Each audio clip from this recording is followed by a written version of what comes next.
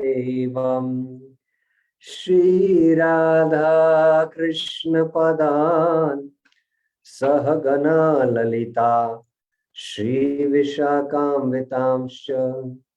Nama Om Vishnu Padaya Krishna Prishtaya Bhutale Srimate Bhaktivedanta Swaminiti Namine Namaste Saraswate Deve Gauravani Pracharine Nirvishesha Shunyavadi Bhashyatya Deshatarine He Krishna Karuna Sindhu Deenabandhu Jagatpate Gopesha Gopika Kanta Radha Kanta Namastute Tapta Kanchana Gaurangi Radhe Vrindavaneshwari Vrishabhanu Sute Devi Pranamami Hari Priye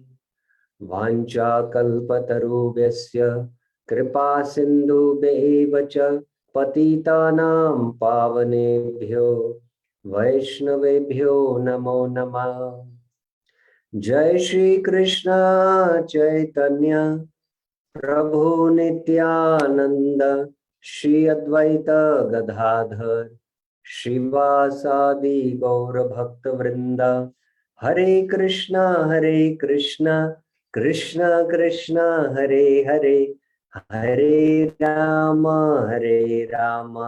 Rama Rama Hare Hare Hare Krishna. So welcome back to the Friday and Saturday Bhakti Shastri series. We are on Nectar of Instruction text 6. So today we will take text 6. We finished the discussion on text 5.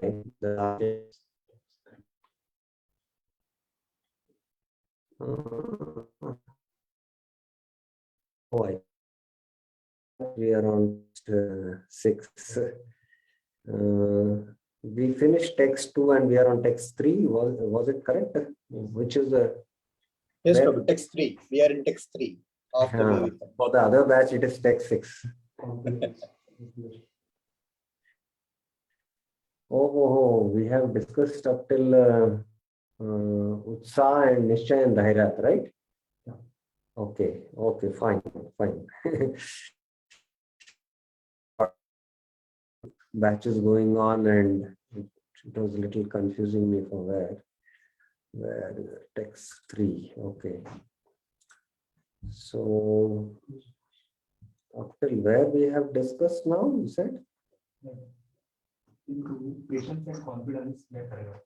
Oh, okay. Okay. Yeah, fine. Text 3. It's okay. I'll share the screen. Yukta Vairagya. Till then, till Yukta Vairagya. कर्म प्रवर्तनात् उसके पहले बढ़े page 37.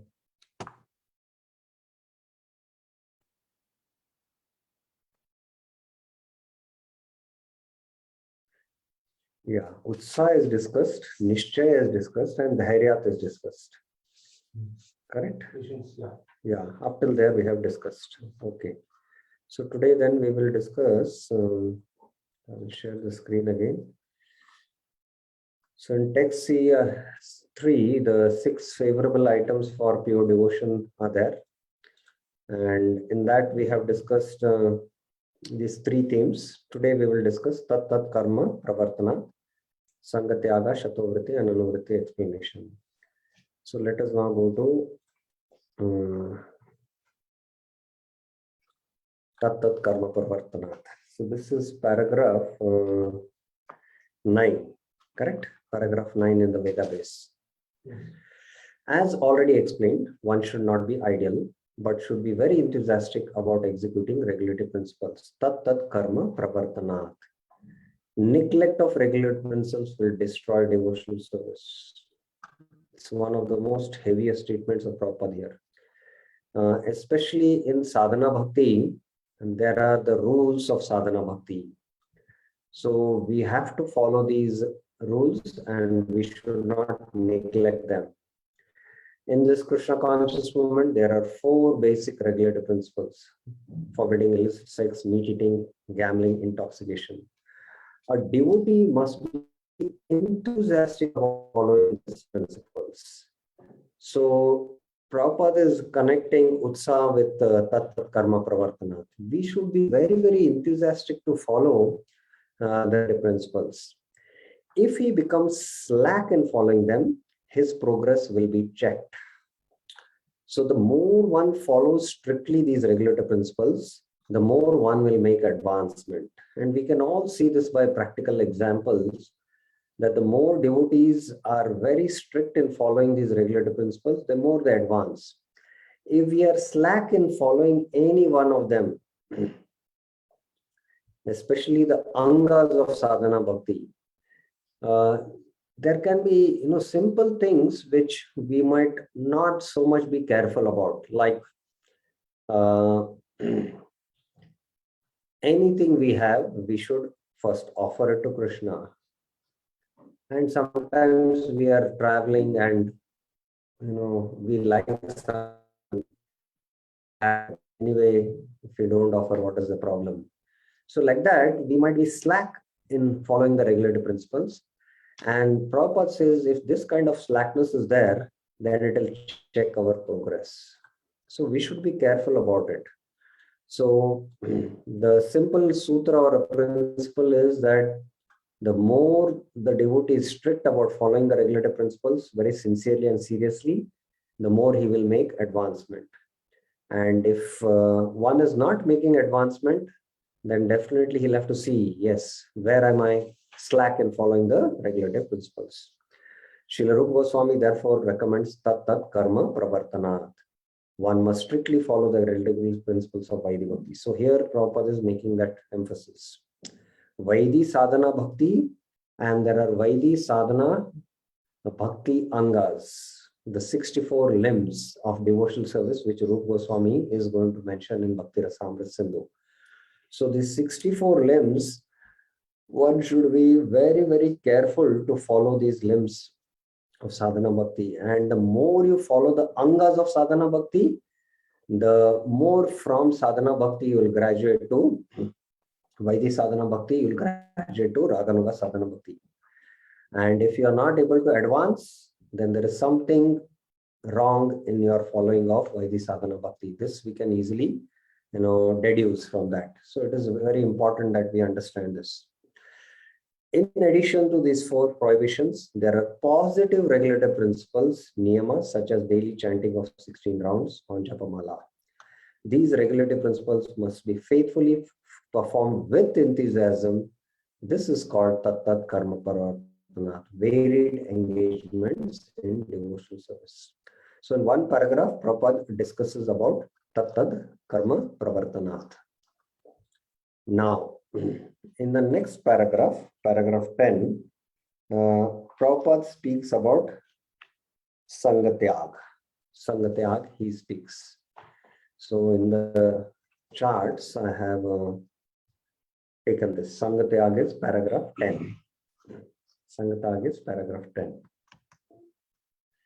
So we will see. Now this is second time come. Rupa Goswami has mentioned in the second verse also, Sangatyaga.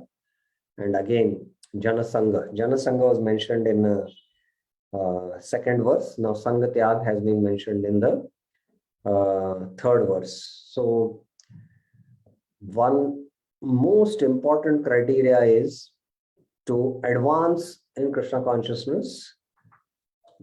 Positively, at least one should regularly come in the association of devotees and hear Krishna Katha, discuss Krishna Katha, discuss about practicing Krishna Katha. So association is of prime importance, in advancement in spiritual life. So His Holiness Jayadvaita Maharaj was telling in one of his seminars, same this Nectar of Instruction seminar, that if you want to learn yoga, so you go to a yoga training center where all others are also having same interest. They want to learn yoga. There is a teacher. And in that association, you see that, it's very easy to practice yoga. But the same yoga, when you come back and at home, you have to practice, you will do it 1 day, 2 days, or 15 days, but then it becomes difficult. So even if you have 1 or 2 friends who are of same interest, and with them, it becomes very easy to everyday practice yoga. Just for the health, I'm speaking now. So similarly, it more holds good, especially for spiritual life, especially in Kali Yuga.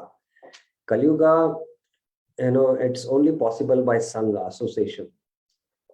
So we should have this association of like-minded devotees who are of similar interest, who have very clear in their goals. And that kind of association one should seek.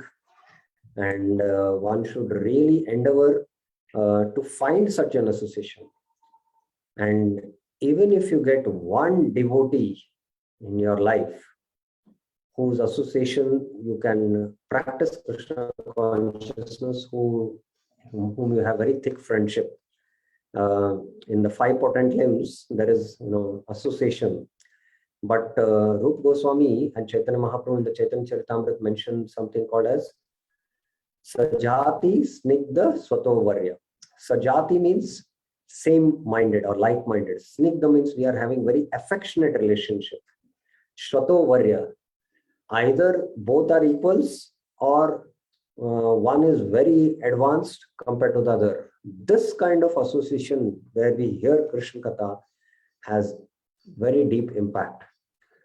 So association has been emphasized a lot, and how we should avoid the association of materialistic people if we want to advance in Krishna consciousness. So this paragraph is going to explain about Sangatyag.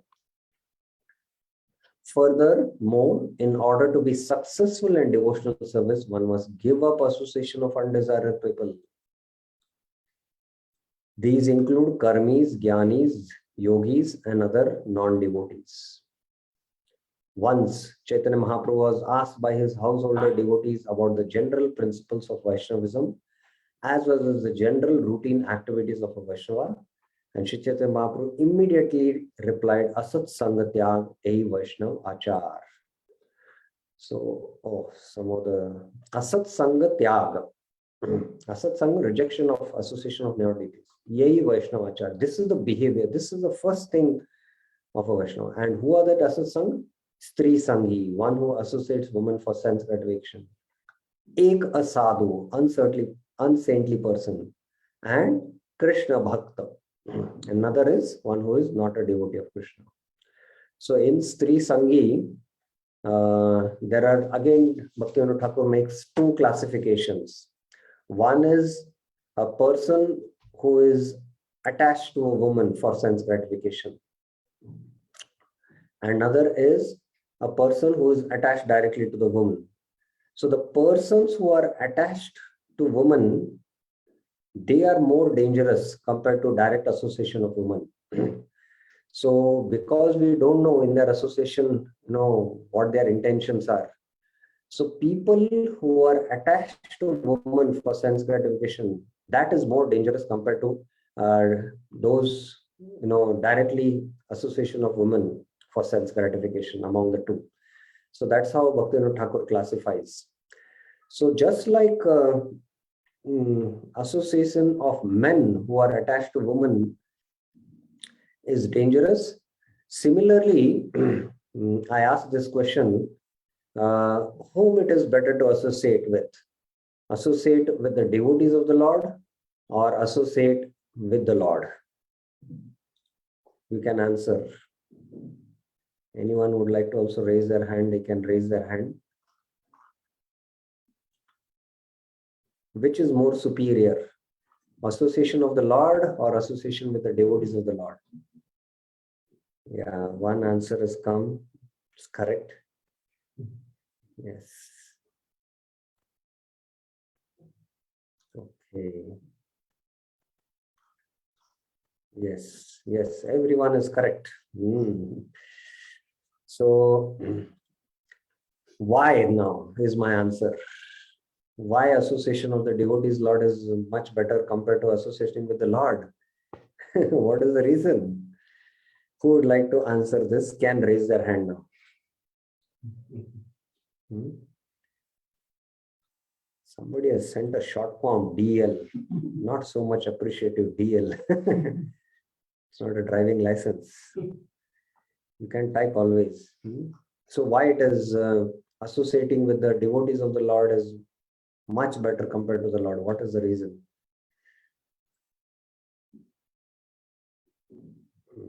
Krishna wants that way. Okay, there is one hand. Mohan Rup Sham Prabhu has raised his hand. Okay, Mohan Rup Sham Prabhuji, what is the reason? Devotees are more merciful than the Lord. Ah, yes, devotees are more merciful than the Lord. Yes, some other reason.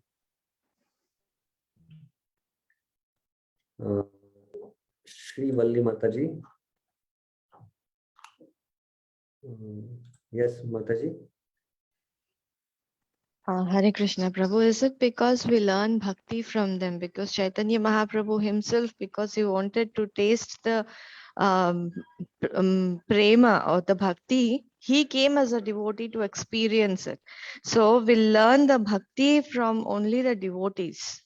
Okay, that's also true. I still am looking for something more deeper. Yeah, Nitya Sevini Mataji. Yes, Mataji. Hare Krishna Prabhu, we are the devotees are under the shelter of Lord Krishna. Yes, they are definitely Prabhupada, they are shelter of Lord Krishna. But what the devotees can give, what the Lord cannot give. I'm making it still more clear. Okay, Lata Mataji.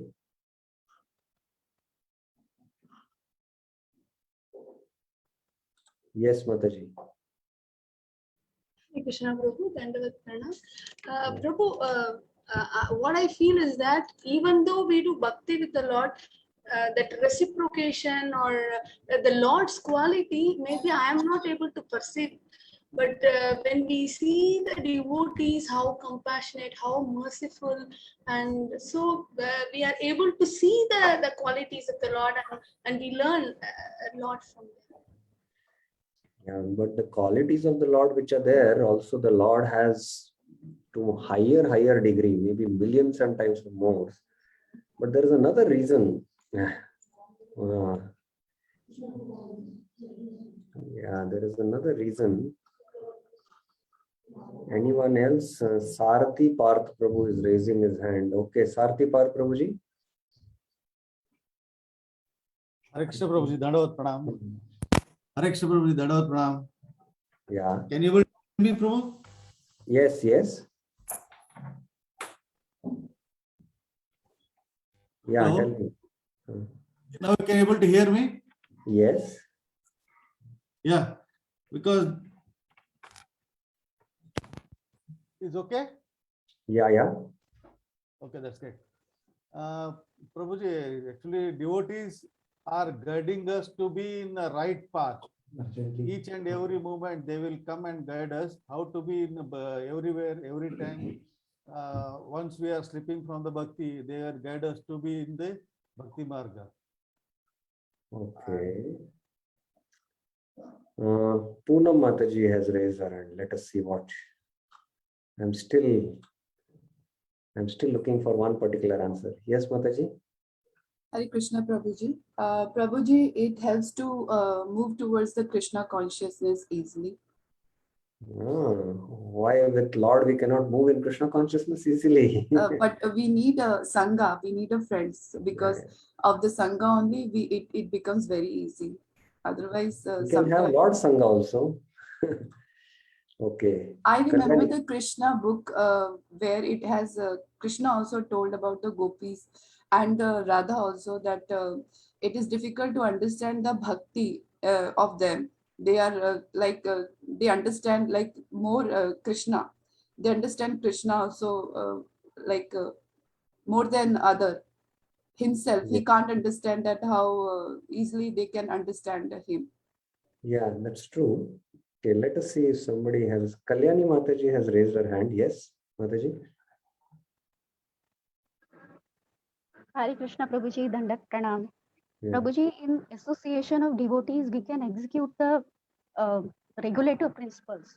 With seeing, we get motivated. And along with that, we get the Harinam. And when with their inspiration, we also inspired to do the sadhana bhakti properly. Okay. Yeah, all of you are right. But what I wanted to emphasize was that Krishna cannot give himself to his devotees. We can get Krishna only from his pure devotees. That is the reason. Krishna cannot give himself, or we cannot get Krishna Prem directly from Krishna. Krishna Prem is there in the heart of his pure devotees because Krishna has sold himself to his pure devotees. That is the reason. That is of the prime reason. Krishna say tomar, Krishna dete paro, tomara shakati ache, amito kangal, Krishna Krishna boli, dhavi tava pache pache. So Krishna is yours and you can give Krishna to me. And I am Kangal, I am after you running. So many devotees associated with Krishna when Krishna appeared 5,000 years back. But Krishna did not give Krishna Prem. In fact, most of the demons he killed, Krishna killed. But he did not, there is no reference where Krishna gave Krishna Prem. You know, they had already attained perfection and they associated with Krishna, the sadhaka siddhas also. But Krishna Prem can be given not even by Krishna, but by his pure devotees. That full license Krishna is given to his pure devotees. So that is why association of his pure devotees is more recommended than associating with Krishna. Serving his pure devotees is more important than serving Krishna. In fact, that is considered as superior. And that's what Krishna also tells to Arjuna in the Adivara Purana. There is some emergency call I have got and I have to attend it. So please give me 2 minutes. I'll be on pause. There is some emergency which has come up and I have to attend an important call. Please give me 2 minutes.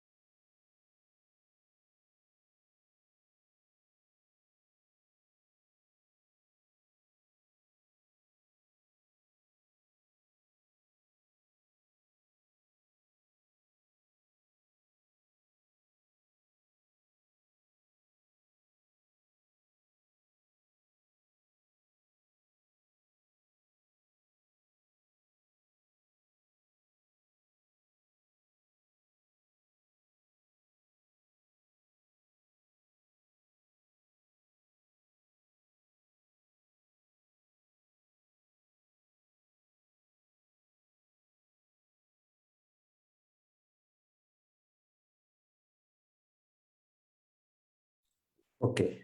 Hare Krishna. We will continue. So we were discussing about association, asat sang tyag.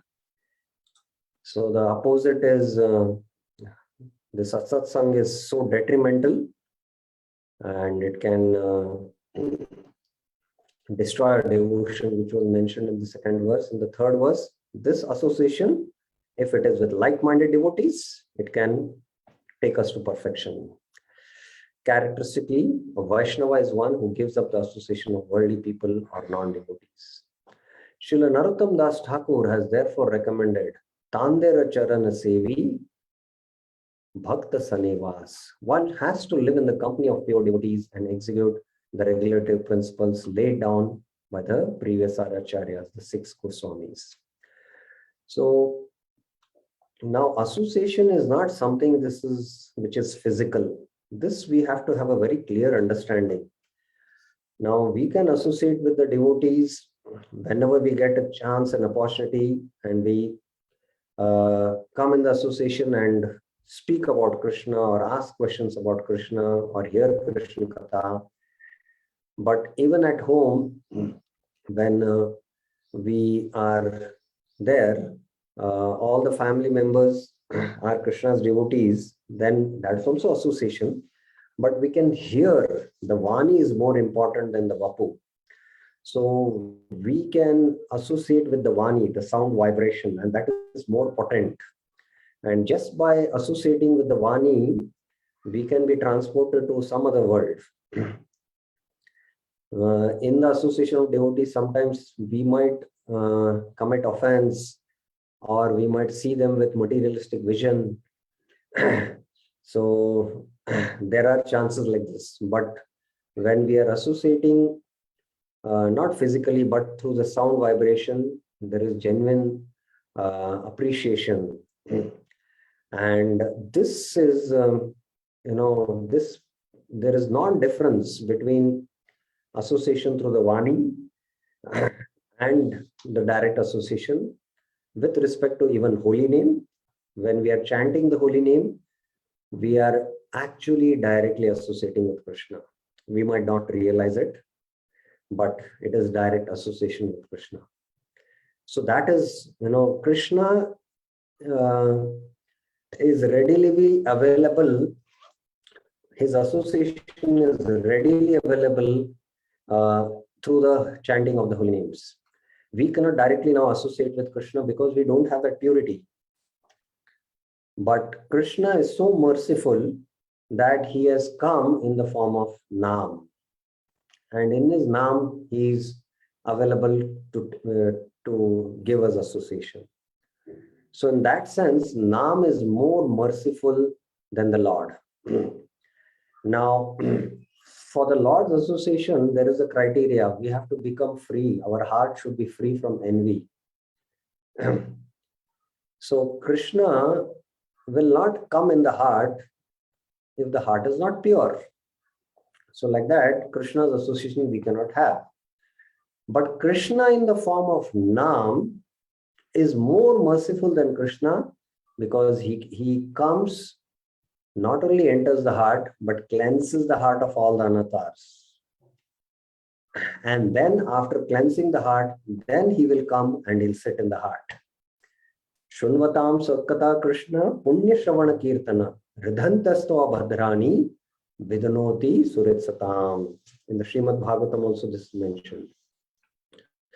So just like Nam is more merciful than the Lord, similarly the Lord's pure devotees are very merciful compared to the Lord, because they give their association. Although we are not qualified, we are filled with anarthas, but still they give their association. If one lives in the association of devotees, there is little chance of associating with non-devotees. The International Society for Krishna Consciousness is opening many centers just to invite people to live in the company of devotees and practice the regulative principles of spiritual life.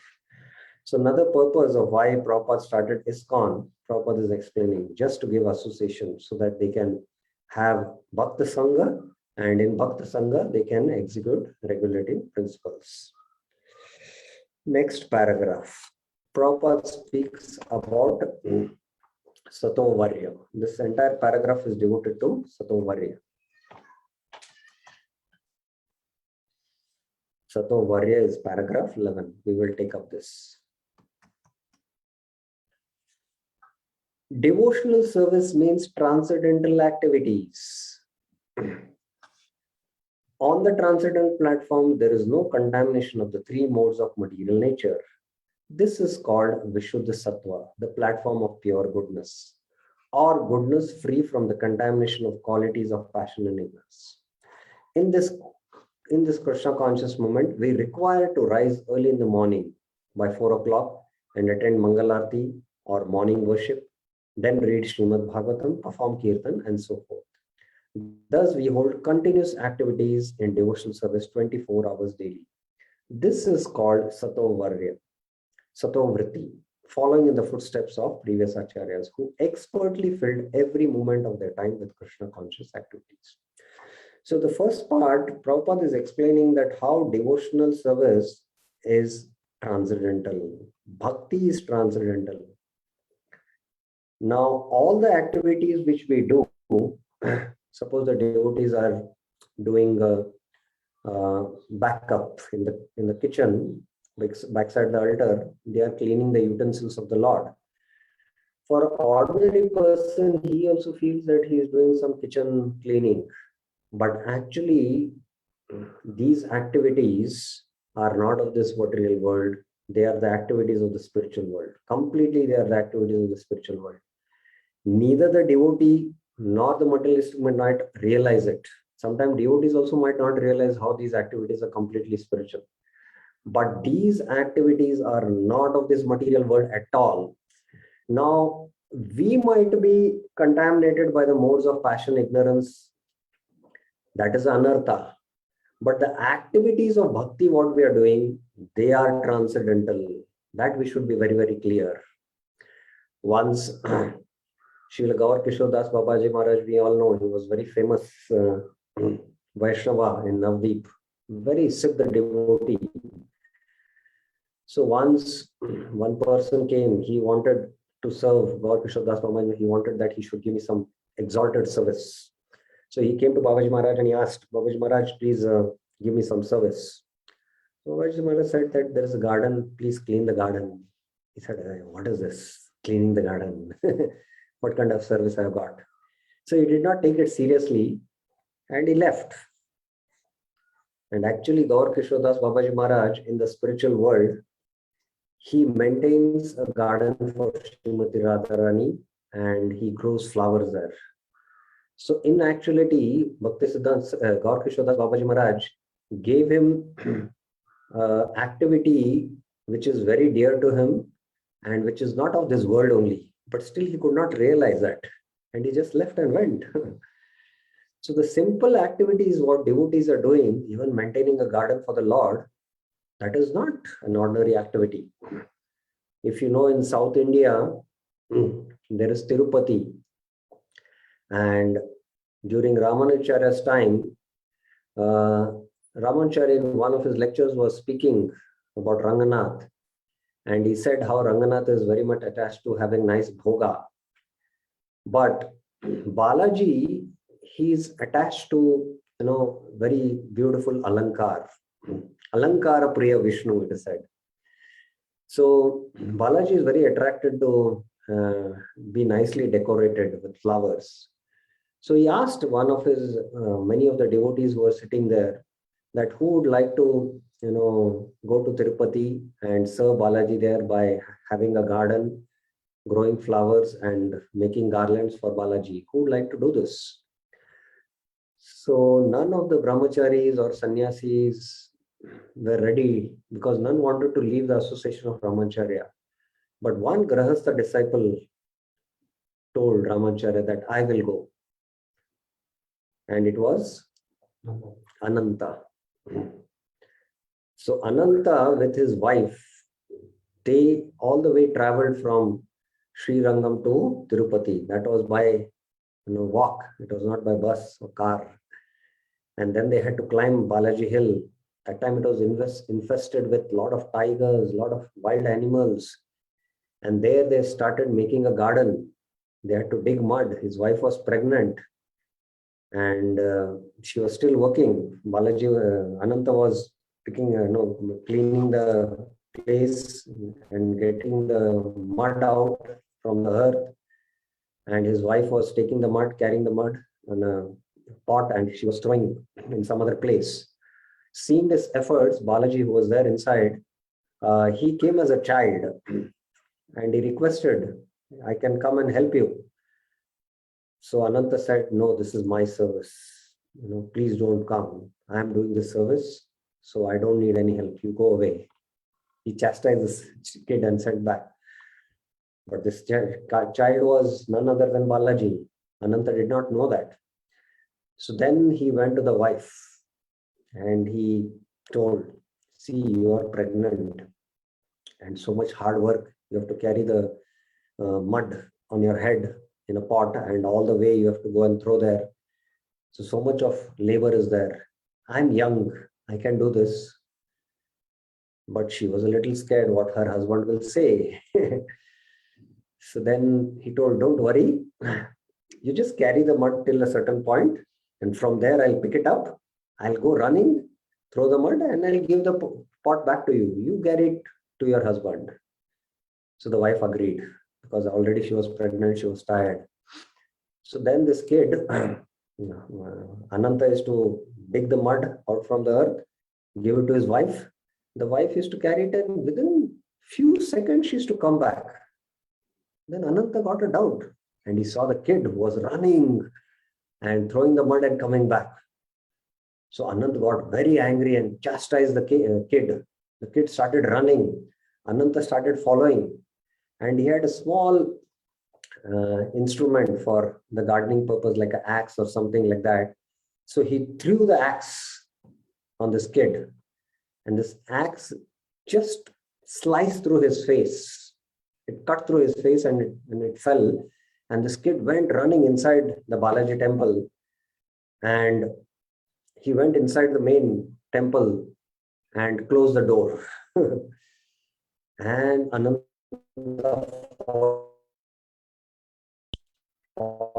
there was no kid. Balaji deity. The Balaji was blood.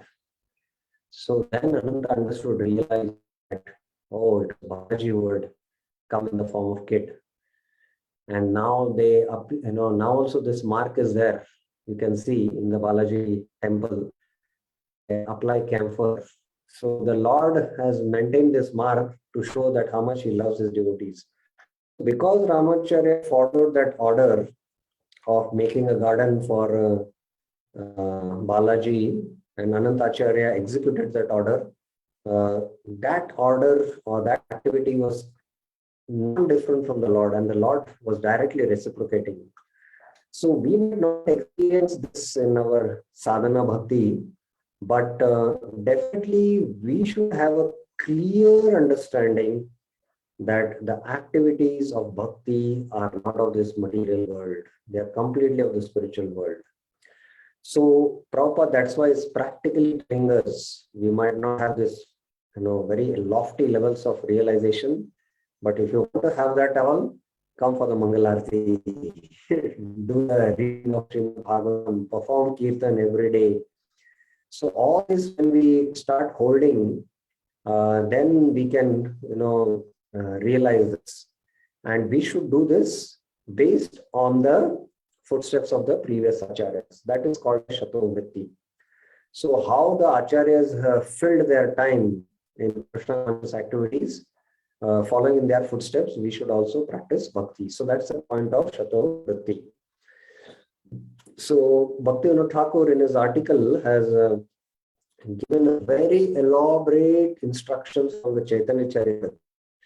There are two types of devotees, he says. One is Grahastha and the Grahatyagi. So what are the duties of a Grahatyagi? What Mahaprabhu has instructed? Many, many verses he has spoken there. And then for what is a Grahastha? A Grahastha, what are his duties? What are his activities he should perform? He has also discussed there quite in detail.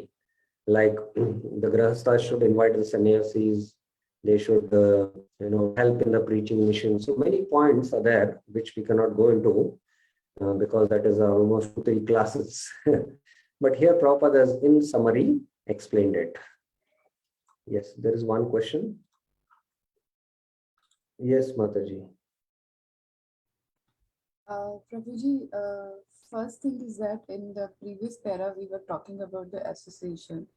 But in the next para, the Acharya comes and he gives the instruction. So does this mean that if Acharya gives the instruction to do this, so we are not allowed to, like if someone wants to involve with the work like other persons, so we should not do that based on the stories I'm talking, the story which you told. No, I did not get your question. Can you come again Okay. once again? Okay, can you hear me? Yeah, yeah. Okay. In the previous paragraph, we talk about the association. Mhm. And in this paragraph, we are talking about the Acharya. The Acharya Mhm. who gives the instruction and we must have to follow. But if like other person wants to help us, Mhm. it is also a good, right? We should allow them, right? Help us in what sense? Based on the stories I'm talking, the story which you told. Oh, that. Yes, definitely we would love that, devotees come and help us in our service. But that pastime is quite different. That is, we cannot expect that the Lord will come to help us. The devotees only will come to help us. Yes. But there, we can see that Balaji wanted to enact his, pastime to show the glory of Anantacharya, how pure he was. And no devotee will, if you want to come and serve, he will, say, no, you cannot serve. And if you still serve, he'll not come with the axe. So, and, hit you something. So Anantacharya did that, but that is a completely different pastime on the transcendental platform. Yes, yes, if other devotees want to help us, yes, definitely, we would welcome that. But see, there are very, very advanced devotees, which we are not really aware, who are so attached to the Lord and their devotion that, they it is their life and soul, and they just cannot give up. I know one very advanced Sri Vaishnava who was almost 80 or nearing 90s, and he used to climb the hill to go and serve Narsim Dev. And he did not want to give it up. And till he left his body, he did not give it up, that service. So that deep is the attachment there. But for us as sadhakas, yes, we would welcome if other devotees would like to help us in our service. Yes, that is okay. Now I got it. What exactly is the question? Okay, fine. Okay. Now, proper conclusion in part of this paragraph. Just a second. Battery is down.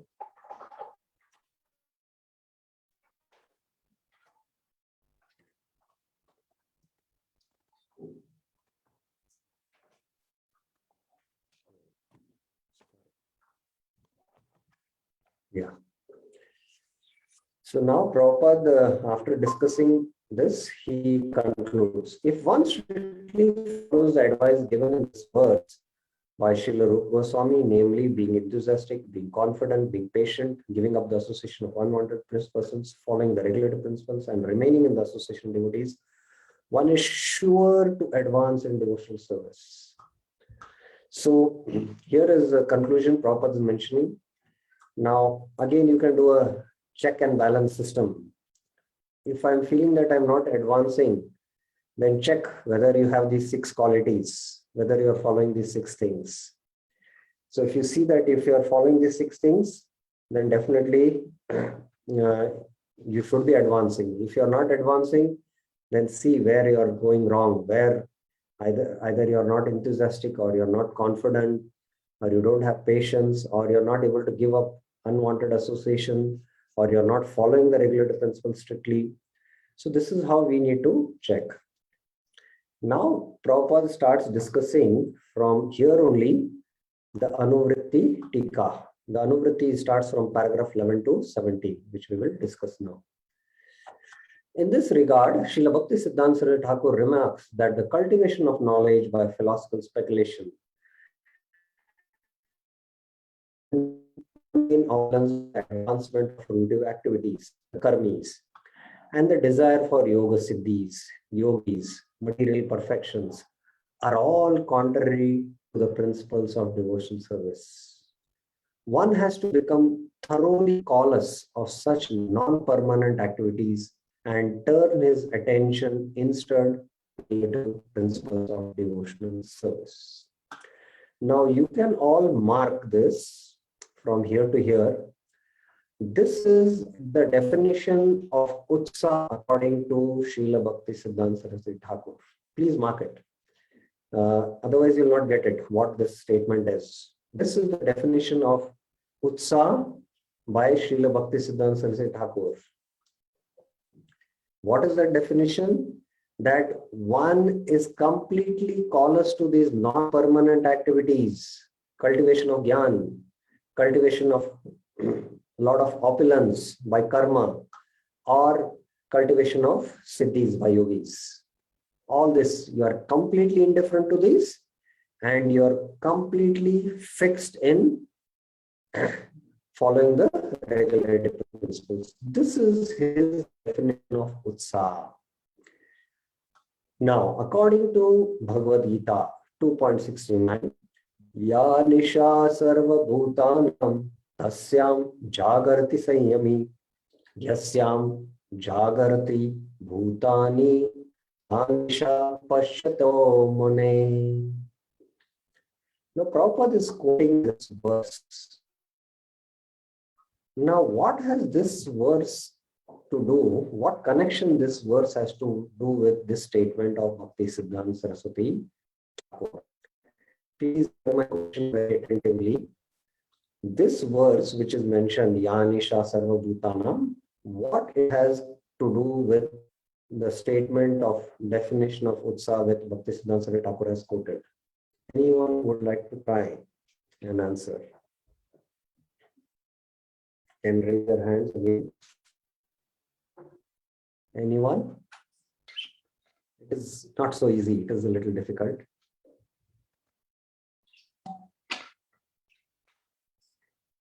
Anyone would like to try?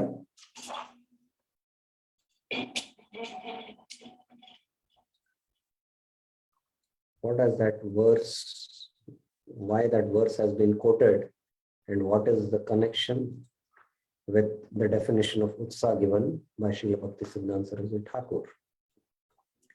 This is how we need to study Prabhupada books. Prabhupada, any verse he quotes, any statement he makes, he substantiates that statement by giving a quotation or a reference. Okay, there is one devotee.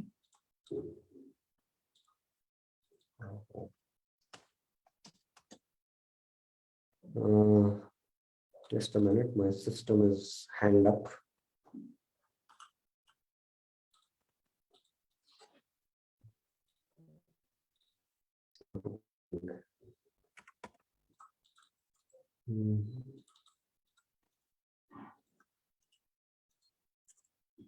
Mohan Rup Sham Prabhuji, can you unmute Pavan Bal Prabhuji?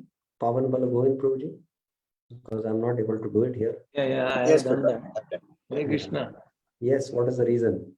Hare Krishna, I think the point which I understood is that by quoting this one is to talk about the self-control, Atma Nigraham. That is one point which highlights this particular sloka, because when the other people, when everybody is sleeping in the night, the person who has a self-control is awoken. I mean, that means it got a philosophical awakening. That's what I understood.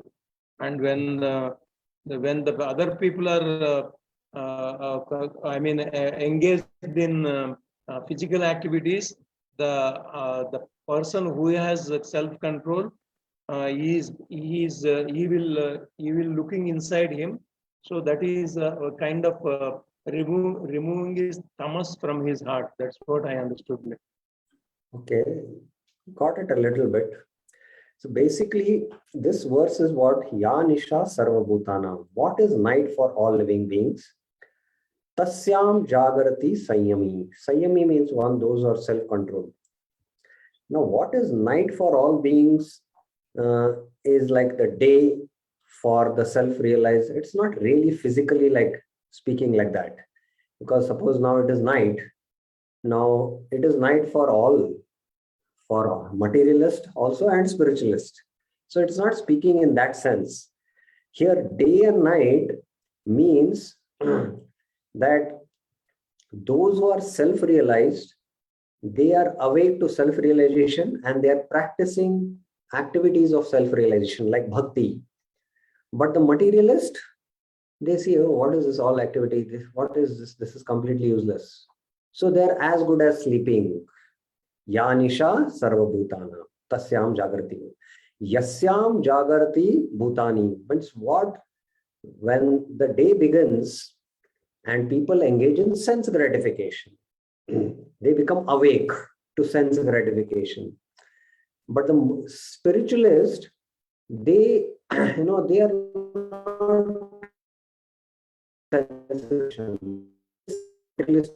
engage in sense gratification, but they don't engage in sense gratification. So it is as good as night for the spiritualist. Sa nisha pashyato mune.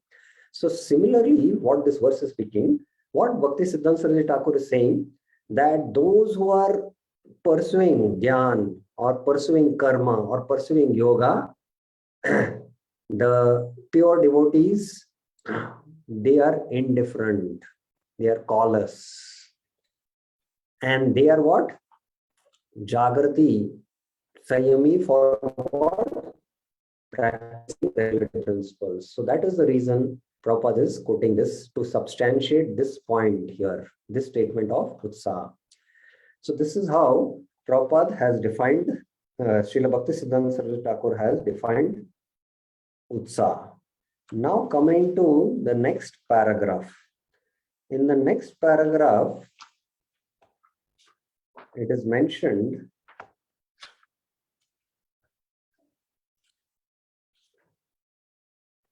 paragraph 13. Engagement in the devotional service of the Lord is the life and soul of the living entity. It is the desired goal and the supreme perfection of human life. One has to become confident about this. And one has to be confident that all activities other than devotional service, such as mental speculation, fruitive activity, fruitive work, or mystic endeavor, will never yield any benefit. Complete confidence in the path of devotional service will enable one to attain the desired goal.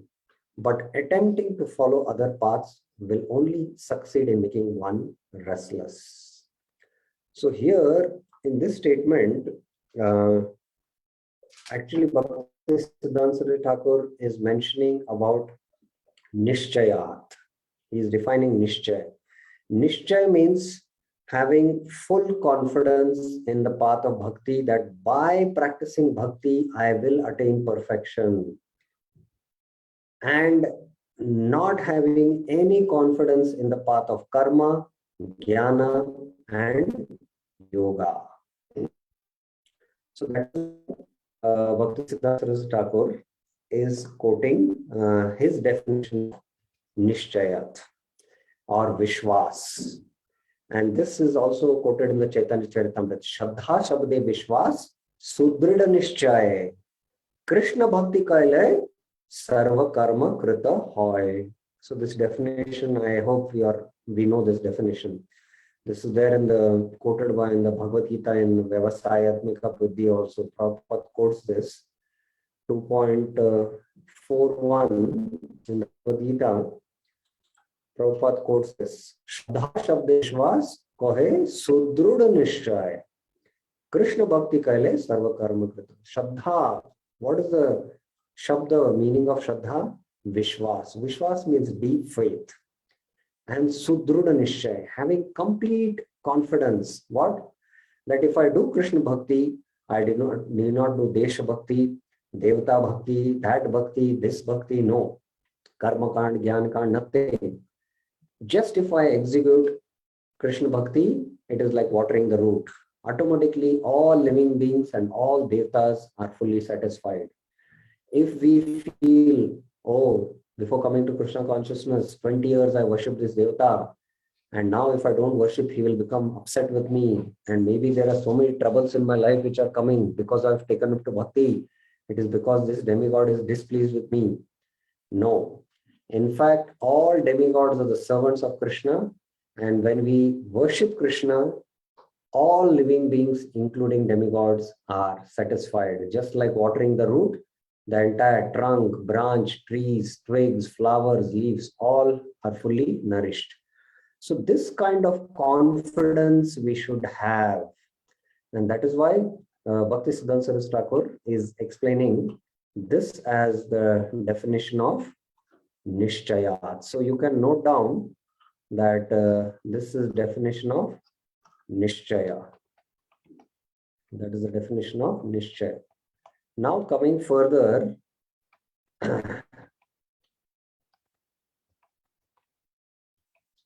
okay, further.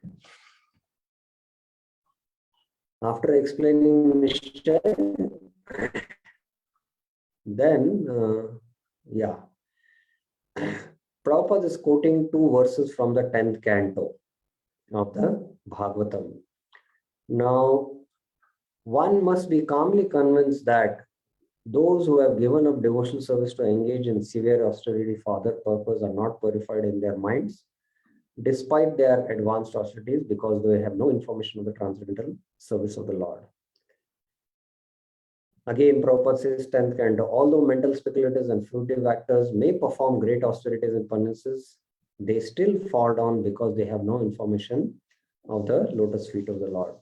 Now, again, you can mark here that these 2 verses are from the 10th canto, 2nd chapter, verses 31 and 32, I guess.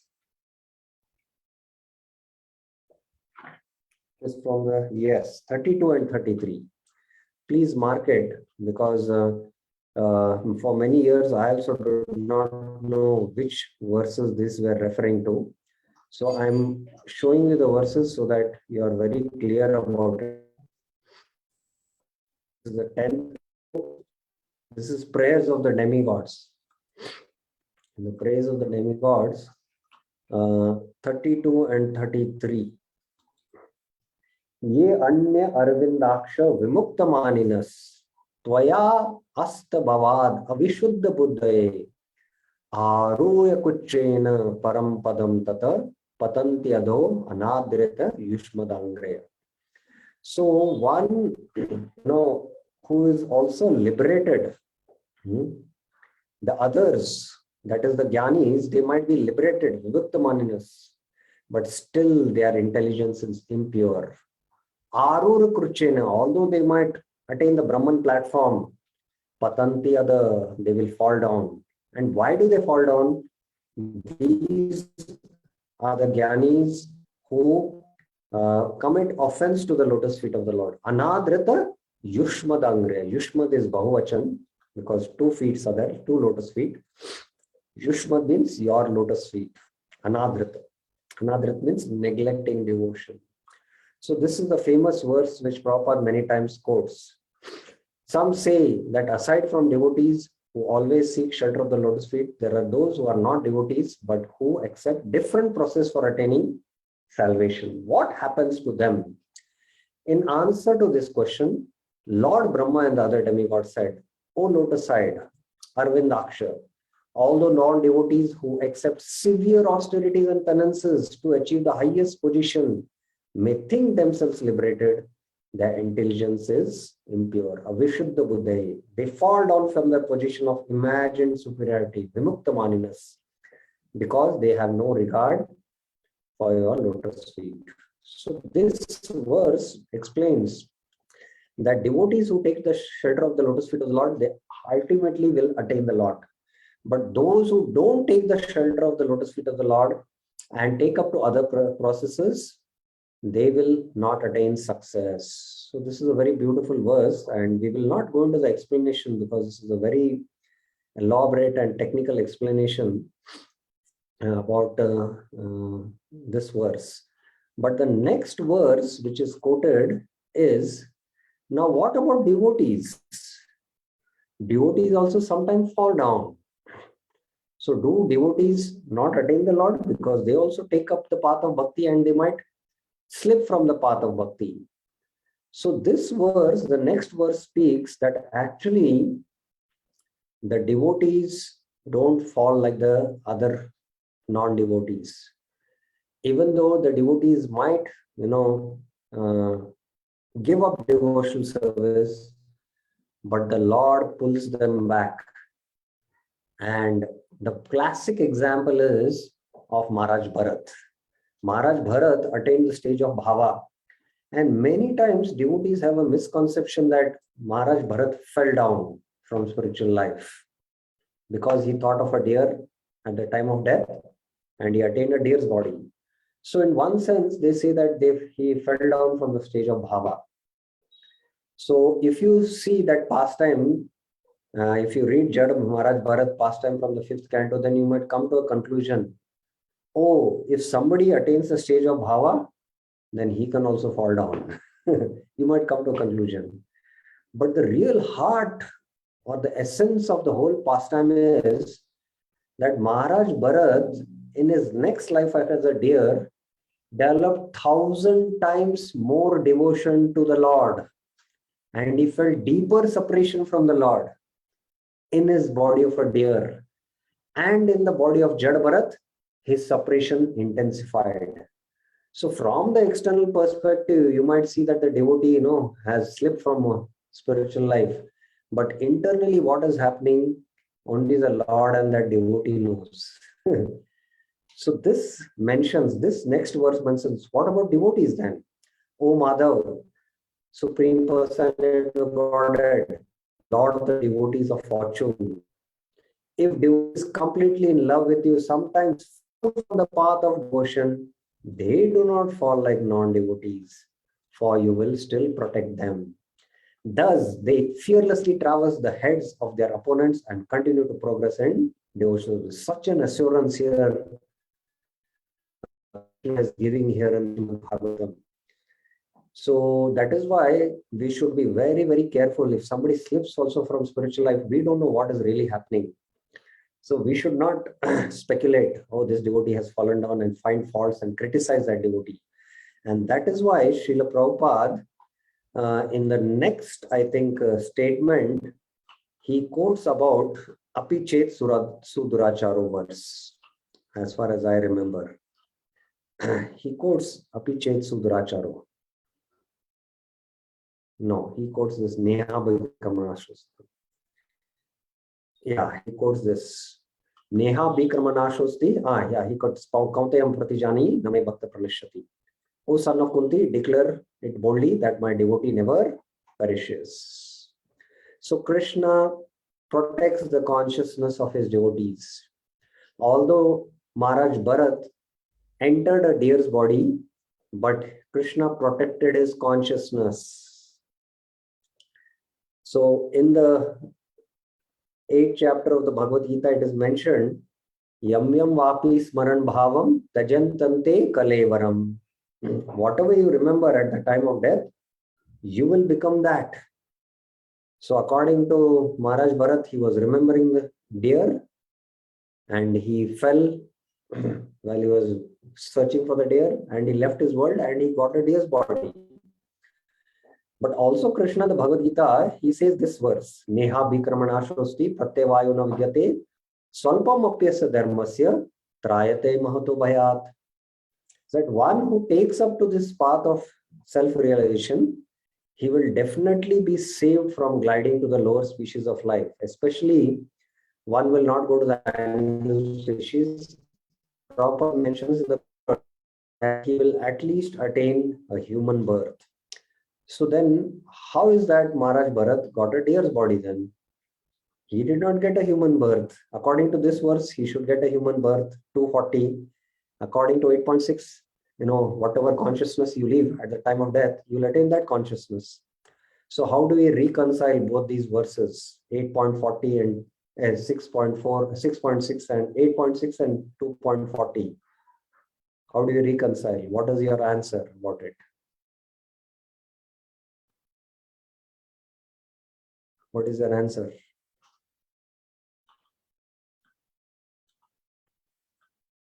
There is one devotee here who's attending.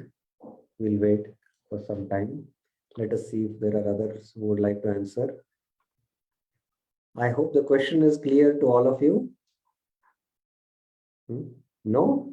Okay. Well, okay, still I'll repeat once again that Krishna in 2nd chapter 40th verse, he's telling that one who takes up to the path of self-realization or bhakti, he will be protected. At least he will not glide to the lower species. That is trayato mahato bayat. And he will get a human birth. At least he'll get a human birth to continue spiritual practice. And in 8.66, he says that whatever he remembers, what is the state of consciousness at the time of death, he will attain that consciousness. So according to that 8.6, Maharaj Bharat attained deer's body because he was remembering the deer. Then how you will reconcile 2.40 where Krishna says that you will get a human birth? So how do you reconcile? Sri Valli Mataji is there. Yes, Mataji. Hare Krishna, Prabhu. So my understanding is that even though he got the body of a deer according to 8.6, what 2.40 says, Neha Vikramanashosti, that you will not fall down. Falling down can be doesn't have to be specifically as a body. Gajendra is much more elevated than what we are, even in a human body. So the consciousness even of the soul, even in the body of a deer, was much more higher. So actually, in a way of speaking, he did not fall down because he was still conscious, self-realized soul. Correct. You're perfect about it. Yes. Although he entered into a deer's body, he was not in deer's consciousness. Prabhupada explains that, by nature's arrangement, if you get a dog's body, moment you are put in a dog's, that soul is put in a dog's body, he will bark because that is the karma of the dog's body. So although Maharaj Bharat was in the deer's body, but he was not in deer's consciousness. And that is why deers like to eat nice grass. He was eating only dry grass just to maintain that body. And he was staying near the sages' hermitage. And he was absorbed in hearing Krishna Katha. And while leaving the body, recited a beautiful verse in glorification of Krishna and offered his heart to Krishna. And remembering Krishna, he left that deer's body. So no deer can do that. So how we reconcile is that, the 8.6 criteria had to be fulfilled. At the same time, the 2.40 also got fulfilled by not being, he not going in a deer consciousness, but his divine consciousness was maintained. That's why Prabhupada is quoting, Kaunte pratijani name bhakta pranashyati. So Krishna will protect the consciousness of his devotees. So that, and this 2.40 is taken care. Neha Vikramanashosti. So Prabhupada is now in the next paragraph explaining the glory of this pure devotion. Devotional service is so pure and perfect, so pure and perfect that once one has begun it, one is forcibly dragged to ultimate success. So Ajamil practiced in his young age as a Brahmana, certain percentage of bhakti, maybe 20% or 30%. And after that incident with the prostitute, when he saw that scene, he got married. Throughout his life, it seemed like he was leading a very sinful life. But Krishna was always protecting his consciousness. And somehow, by Lord's inspiration, he gave his last son's name as Narayan. He was very attached to his son. And Krishna inspired them to take, give the name Narayan. And he was always taking the name of Narayan, and he was always still then pure. Only he was addicted to sinful habits. This is inconceivable again. And then at the time of death, although he had attachment to his son Narayan, he called out Narayan, but that Narayan name is not his son's name. It is the original Narayan of Vaikuntha. So he was dragged to success, and Krishna sent his Vishnu Dutas to protect his devotee. So how he was dragged to ultimate success, we can see from the pastime of a Jamil.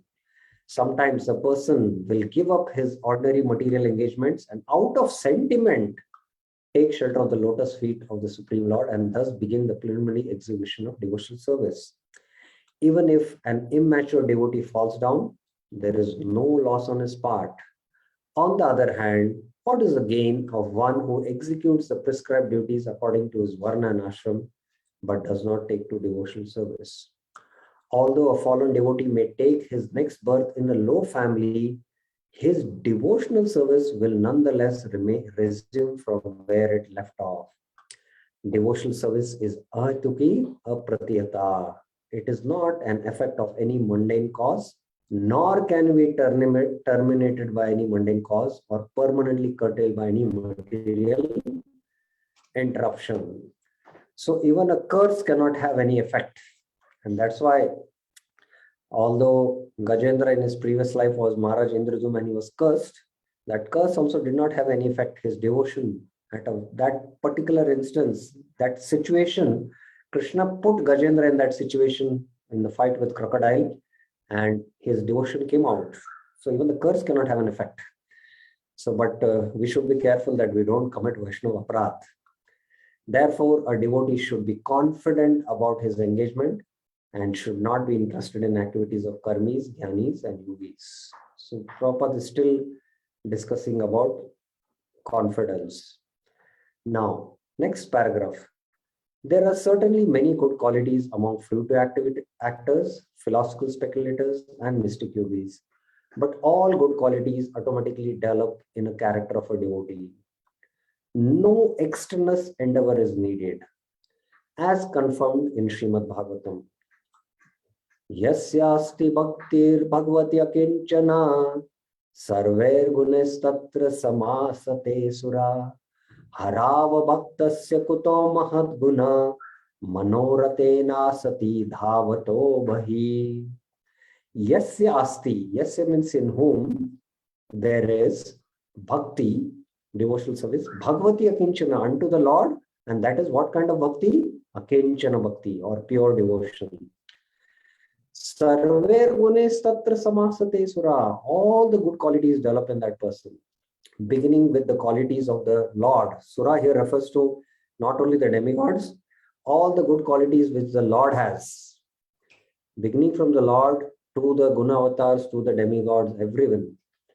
Harava abhaktasya, one who is not a devotee of the Lord, who is abhakta, kuto mahad guna, where are their good qualities? Why? Manorathena dhavato, he is completely on the mental platform and is running after the external achievements of this world. So this verse is quoted. Now my question to you is, hear my question very carefully. There are two people whom you can see. One is coming from a very sinful background. He has led a very sinful life. He might be eating, he might be a sopacha eating dog meat, and he might be intoxicated. He was previously into intoxication and all these bad habits. He takes up to devotional service. And now, because of his conditioning, deep-rooted nature, he is practicing devotion. And you might not see some good qualities in him, but he has taken up to devotion. He is a Vaishnava. He has taken up to devotion. But sometimes he's been struggling very hard to give up his previous habits. Or sometimes he might succumb to these also bad habits, but yet he's practicing his devotional life. This is one side.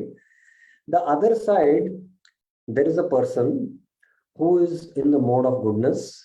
He's endowed with nice qualities. he is attached to eating only vegetarian food. He's a vegan, and he has a natural dislike for non-veg food.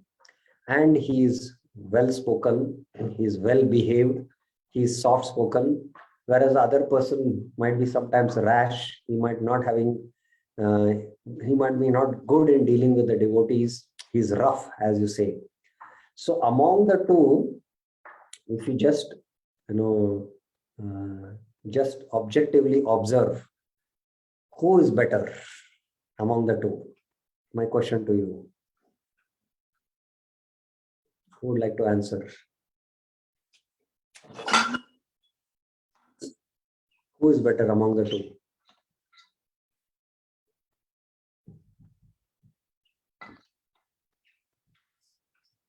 There is one answer.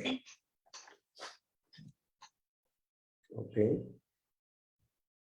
Many have answered. Okay. Now, yes, everyone is convinced. Huh? I thought some will say that. Okay, Lata Mataji, you will have to answer why the first one is better. Prabhu. Because even though a person has all these good qualities, but he is not devoted to the Lord. He doesn't have he's not doing the devotional service to the Lord. Obviously, what happens in due course of time, the moods of nature will affect him, and he may fall down. But when a person, the person who is devoted to the Lord, who is trying to rectify his mistakes, God is Krishna is there. He has taken the shelter of the Krishna. Krishna is going to uplift him, and all the good qualities will come automatically. Because Krishna says, just surrender unto me. The first person is trying to surrender unto the Lord. That's my understanding. Correct, exactly correct. Because this first person has surrendered his life to Krishna, and now he's battling with his anarthas, previous conditionings. He's battling a lot because of his previous life, what he has led.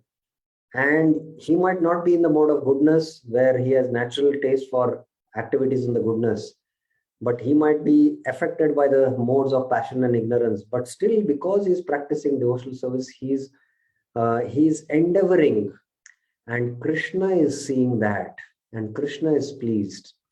Ultimately, by the Lord's mercy, by the pure devotee's mercy, and by the process, slowly he will be able to transcend the modes, and ultimately he will attain the Lord. This person, on the other hand, he has all the good qualities. He's fine in his speech. He's very gentle in his behavior.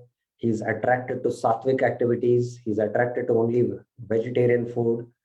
But this is his swabhava. This is his nature. This is his conditioning.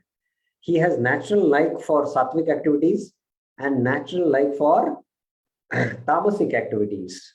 So he is operating in the modes of raga and dvesh. Raga, attraction for sattvic activities, dvesh for tamasic activities.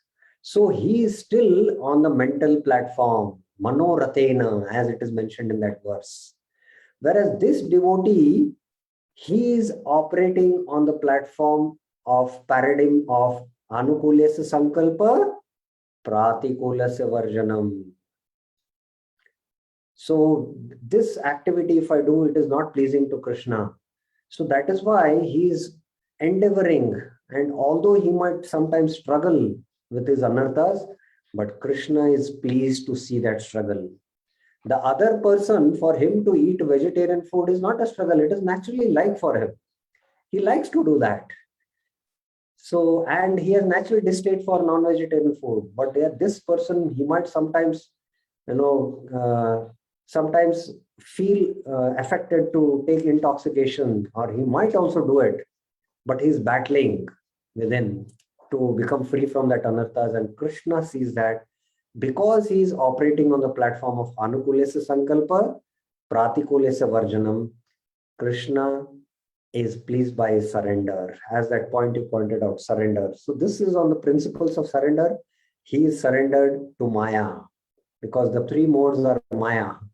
So that's why ultimately, if he is in the mode of goodness, slowly the mode of goodness will degrade over the period of time, and it will come to passion, ignorance. And in the next life, if he has not practiced devotion, he will get another body, and that might not be a human body. So he will still continue in the cycle of birth and death, whereas the other devotee will ultimately become free from bondage and attain Lord Krishna's lotus feet. So this we should have a very clear understanding. Many times devotees tell me that sometimes, we see that in the association of devotees, many devotees behave not properly, and they have these still bad qualities. And sometimes we see in the outside people, outside world people, they are well behaved, they have good qualities. Sometimes we feel that they are better than devotees. Everyone has this experience. But we should be convinced internally, although they have these good qualities, but they are material qualities. But the devotee has one divine quality. He might not have other qualities. He has one divine quality, that is Krishneka Sharanam. So Bhaktivinoda Thakur mentions that there are 26 qualities which are there in pure devotees. And these qualities, and after 26 qualities, there is one quality which is called as Sharanam, surrender to Krishna. And this he calls it as the Swarupa Lakshan, primary quality. And other 25 qualities he says as Tatastha Lakshan. Tatastha means secondary qualities. So we should see whether he has this one quality, Krishnik Sharan. If he has not developed the other qualities, doesn't matter. They will manifest over a period of time. They will manifest. So definitely sadhakas who are struggling with anartha nivritti, they might not manifest qualities like kripalu, dayalu, dridata, all these qualities.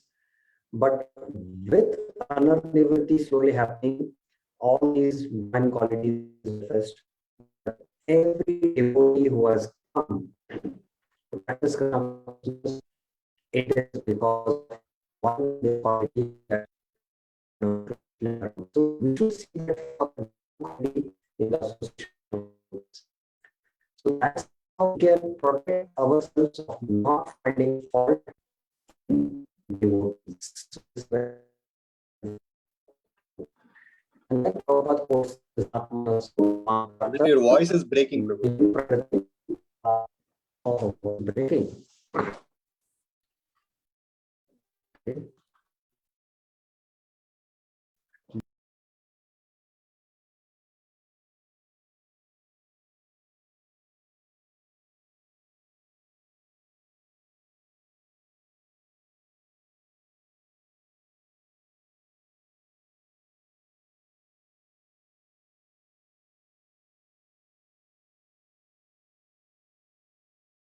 I hope it is better now. Yes. So all the pure qualities will develop. And Prabhupada quotes, because a devotee is not interested in material activity, he is not materially contaminated. He is situated on the transcendental platform. However, one who engages in mundane activity, be he karmi, jnani, yogi, philanthropist, nationalist, whatever, cannot attain the status of Mahatma. He always remains a Dhuratma, cripple-minded. And Prabhupada quotes that. So those who are serving the Lord, there is surrender. Service means there is surrender. So those who are serving the Lord, they are all Mahatmas. But those who are nationalist, philanthropist, they might be great from the material estimation, but still they are Duratmas. This we should also be firmly convinced. Now Prabhupada concludes, since all the devotees of the Lord are under the protection of His supreme potency, they should not deviate from the path of devotional service and take to the path of karmi, jnani, yogi. Since all are practicing devotional service under the Lord shelter, under the spiritual master's shelter, Daive Prakriti Mashrita, so we should not deviate and take to the path of karma, jnana, yoga. This is called utsaha tat karma pravartanat, enthusiastic executing principles of devotional service with patience and confidence. So in the association of devotees, we should enthusiastically we should be very enthusiastic to follow the regulative principles. And when we start following the regulative principles, we should also have patience and confidence. So that's what Prabhupada mentions. In this way, one can advance in devotional service without hindrance. So these 6 qualities which are favorable for devotional service, Prabhupada has spoken a lot, and we should meditate and contemplate on this, and how these are very, very favorable, by which prasidati, one can attain perfection. Prabhupada has spoken quite in detail. So now in the next verse onwards, Shadvida Priti Lakshanam will be there, which tomorrow's one class we will take, and we will finish text 4. Any questions, any clarifications anyone has? There is one question here. I'll take this question. Poonam Mataji, yes? Hare Krishna Prabhuji. Prabhuji, today actually many times your voice was breaking, so I have confusion. Like 5 minutes before you were discussing about the last para. So can you please again explain it? Okay. So in the last para, what we were discussing is that it's only the devotee, although externally he might not have good qualities, but because he's surrendered to Krishna, he has all the good qualities, and the materialistic people don't have any good qualities. And that's why only a devotee is a Mahatma, and others, karmis, jnanis, they are all duratmas in one sense. And that's why Prabhupada quotes this verse, Mahatmanastu Mahampartha. So that's the reason Prabhupada quotes. And Prabhupada explains that any devotee who is serving the Lord, he is serving under the protection of his spiritual master and the Lord, Daivim Prakritim Ashrita. And that's why he should not deviate to any other path. And this Prabhupada calls as Utsaha Nishchay Dhairyat, enthusiastically following the regulatory principles with patience and confidence. So that's what Prabhupada suggests here in the last paragraph and concludes it. Is it clear, Mataji? Yeah. Okay. Any other questions anyone has?